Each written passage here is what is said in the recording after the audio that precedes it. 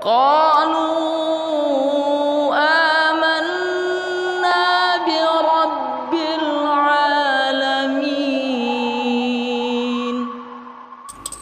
Sudah kemana tadi? Tadi sudah 3 ya? Yang keempat, wa ta'adzuru. Itu bukan ta'adzaru, itu ta'adzuru.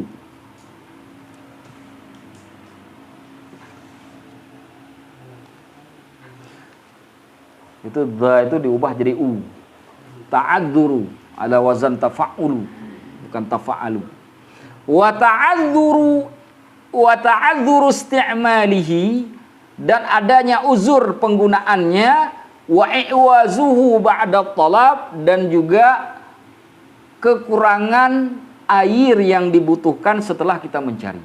Misalkan kita udah cari airnya, ya kan? Udah dapat airnya, ternyata air hanya cukup buat masak sama minum.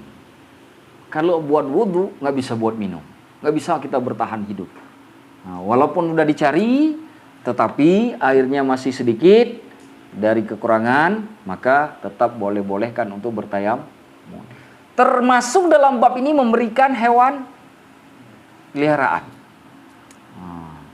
Hewan peliharaan. Hewan kita yang kita bawa, misalkan kita bawa ke sana kucing misalkan. Ada orang pergi gadari bawa kucing.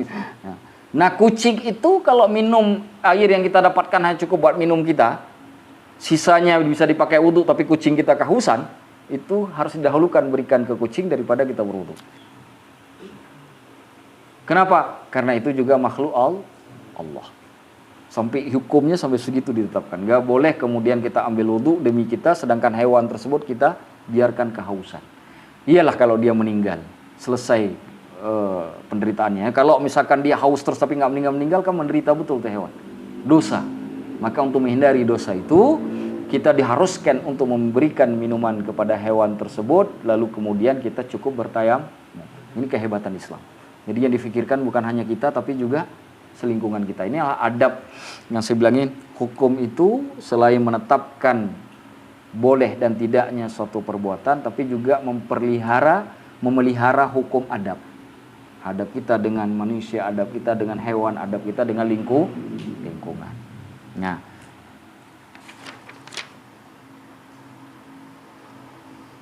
Nah, di kitab ini disebutkan hewan yang dimaksud itu adalah hewan yang yahrumu qatluhu, yang diharamkan untuk dibunuh.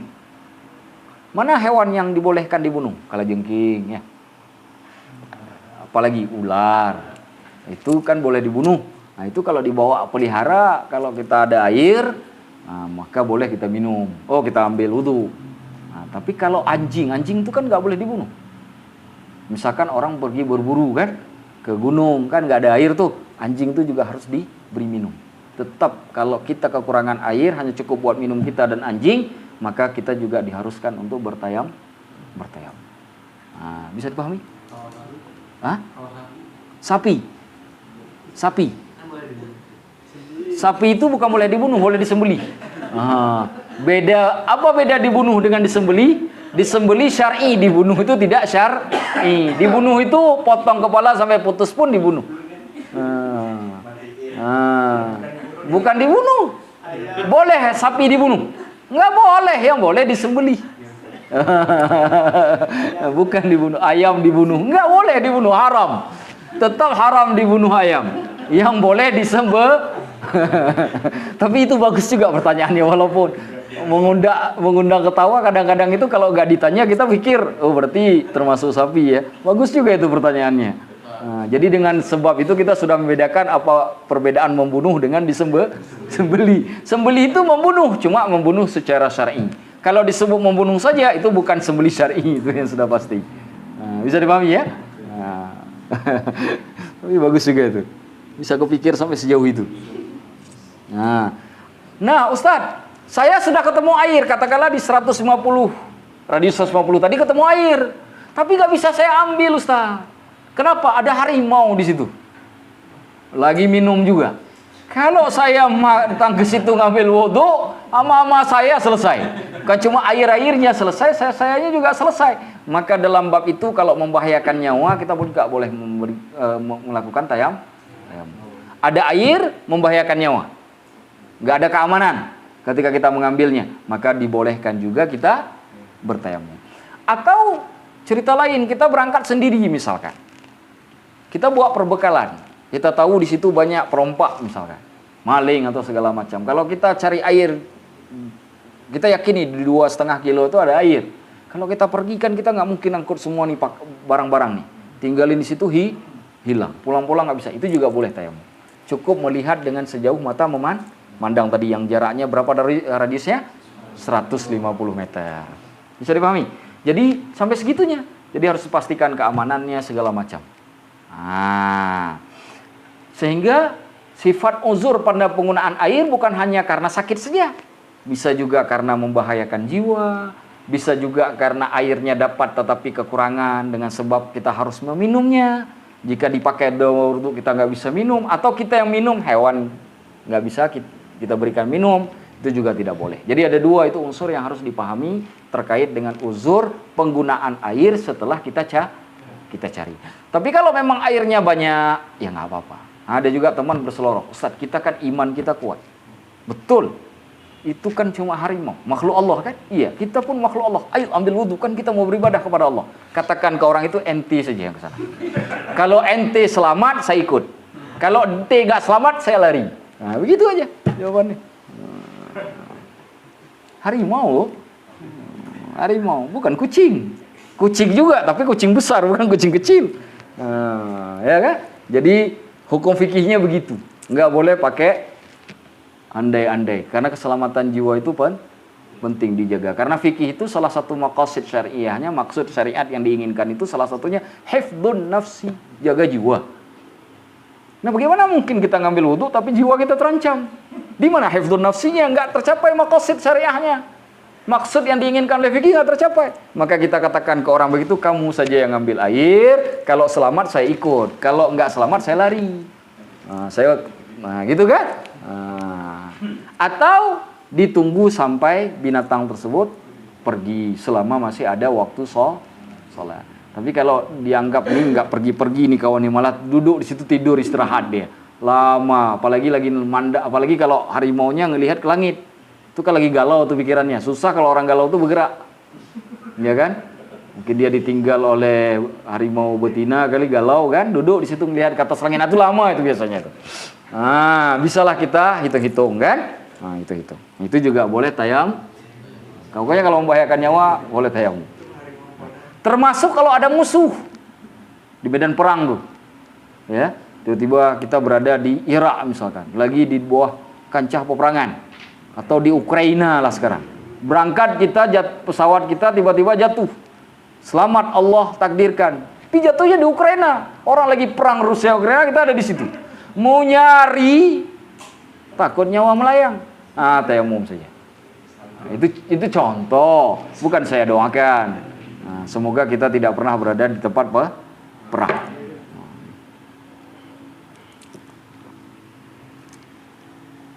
Yang kelima, yang terakhir, watturabut thahir, dan tanah yang suci.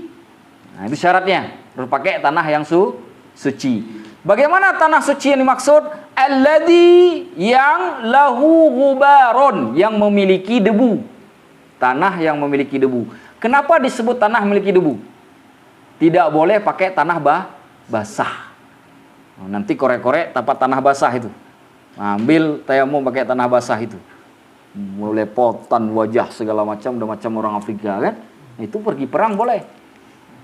Bukan untuk jadi tidak boleh pakai. Jadi tanahnya tanah kering, tapi di atasnya ada debu. Biasa kalau tanah kering itu pasti ada debu. Pasti ada debu. Fa in khalatahu, kalau sekiranya tanah tersebut bercampur dengan jassun. Bukan jassun kalimat yang benar, jissun. Ubah tuh kata jassun jadi jissun. Jissun itu secara bahasa mawaddul bina, materi-materi yang digunakan untuk pembangunan, untuk membangun sebuah bangunan. Contoh apa? Semen, pasir, apa lagi? Batu, cat, itu gitu. Nggak boleh. Jadi nggak boleh campur dengan cat, nggak boleh campur dengan kapur, itu nggak boleh. Jadi ketika milih tanah ada kapurnya, nggak boleh pakai. Kan ada tanah berkapur itu, nah, jangan boleh pakai. Harus pakai tanah berdebu saja. Paham? Nah, termasuk dalam bab ini nanti ada perbedaan pendapat terkait dengan pasir. Di dalam mazhab Syafi'i ada dua pendapat. Kalau yang bercampur itu ada dua pendapat. Ada yang membolehkan, ada yang tidak. Debu yang bercampur pasir itu ada yang membolehkan, ada yang tidak. Dalam mazhab Syafi'i juga tidak boleh menggunakan pasir seutuhnya, artinya tidak campur dengan tanah. Seperti kita pergi ke pinggir pantai kan pasir semua tuh. Nah itu nggak boleh pakai tayamum, karena pasir semua, nggak ada tanah, nggak ada tanahnya. Nah, nggak boleh pasir toh. Tapi dibolehkan dalam mazhab Maliki dan juga dibolehkan dalam mazhab Hanafi. Karena mazhab Maliki menggunakan kaidah bahwa yang digunakan untuk tayamum kullu ma 'alal ardi wa min jinsihi. Setiap yang ada di atas bumi, maksudnya yang berhubungan dengan tanah, wa min jinsihi, dan jenis-jenisnya. Pasir itu jenis tanah, berasal dari tanah dan debu. Maka dalam mazhab Maliki, dalam mazhab Hanafi boleh. Dalam mazhab Syafi'i tidak boleh, kecuali dia bercampur dengan tanah yang berdebu. Kalau ada tanah berdebu, ada pasirnya boleh, dalam satu pendapat. Dalam satu pendapat lagi tidak boleh. Nah ini termasuk yang tidak boleh kan, karena tidak boleh bercampur dengan jason au ramlun atau dengan pasir. Apabila bercampur dengan jason, ya barang-barang seperti kapur tadi ya, kapur, semen apalagi itu ya, au ramlun atau pasir, lam yujzi, maka tidak cukup. Nah, artinya Abu Syuja' mengambil pendapat ini tidak boleh. Nanti dalam mazhab Syafi'i ada yang membolehkan kalau dia bercampur. Yang nggak boleh pasir sendiri. Nah, sendiri nggak boleh. Jadi kalau teman-teman pergi ke tepi pantai, berarti harus pergi dari pantai tersebut. Kan biasanya nggak jauh dari pantai itu kan sudah ada tanah tuh kan. Maka harus ngambil debunya di situ, nggak boleh di pantainya. Nah, misalkan tiba-tiba pergi ke pantai, harus bertayamum. Kalau dalam mazhab Maliki, mazhab Hanafi, boleh. Tapi kita amalkan mazhab Syafi'i. Dan insya Allah nggak sulit lah. Masalah ini nggak perlu kita perdebatkan dengan serius, karena nggak sulit mencari tanah yang bercampur debu walaupun bercampur pasir. Dalam satu pendapat itu masih mungkin kita cari. Jadi masih ketemu dengan ulama mazhab Syafi'i. Bisa dipahami sampai sejauh ini? Bisa? Ada pertanyaan? Itulah 4 syarat daripada tayamum. Ada pertanyaan? 5 syarat.